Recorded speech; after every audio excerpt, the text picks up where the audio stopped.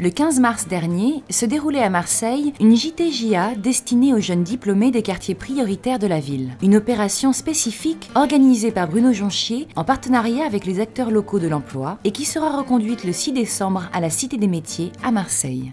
Aujourd'hui, les jeunes issus de l'enseignement supérieur et résidents les 35 quartiers prioritaires de la politique de la ville de Marseille rencontrent une difficulté majeure, c'est celle de l'emploi. Et malgré leur diplôme ou leur cursus universitaire, ils rencontrent 2 fois plus de difficultés à s'insérer. Les femmes sont encore plus pénalisées que les hommes et c'est pour ça que nous nous sommes engagés à avoir au minimum 50% de jeunes femmes qui participent à cet événement. L'objectif de cette journée, c'était avant tout d'offrir à des jeunes qui ne connaissent pas ou qui ne connaissaient pas encore les services de l'APEC de pouvoir les découvrir. C'est un temps fort, un peu inédit, puisque l'objectif, c'est de concentrer sur une journée, une préparation intensive à la rencontre des entreprises.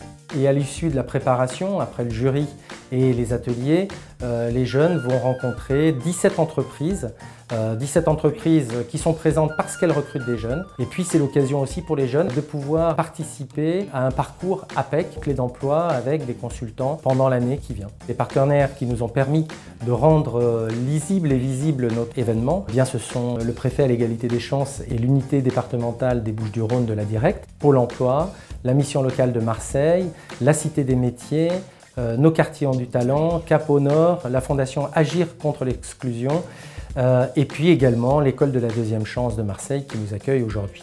La vocation de l'école de la deuxième chance, c'est d'être ouvert à toutes les manifestations des quartiers, à toutes les manifestations qui par ailleurs pourraient avoir lieu ailleurs à Marseille mais pas dans les quartiers nord, et en particulier forcément sur notre cœur de métier, sur l'emploi, sur l'employabilité des jeunes. On est régulièrement amené à coopérer justement autour d'événements comme cela, mais à chaque fois, par exemple, clairement l'APEC c'est un public différent, c'est un public qui est de jeunes qui sont des jeunes diplômés, qui se destinent à des fonctions qui sont plutôt des fonctions de cadre.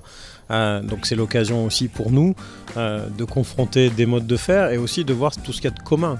L'objectif de cette journée, c'est de continuer à développer les synergies avec l'ensemble des acteurs qui contribuent à l'accompagnement et à l'insertion des jeunes. Et donc ça sera l'occasion de continuer à travailler en complémentarité de nos offres de services. Et c'est aussi une façon de montrer qu'aujourd'hui l'APEC est un acteur qui compte sur le territoire et qu'elle met tout en œuvre pour répondre efficacement aux politiques publiques.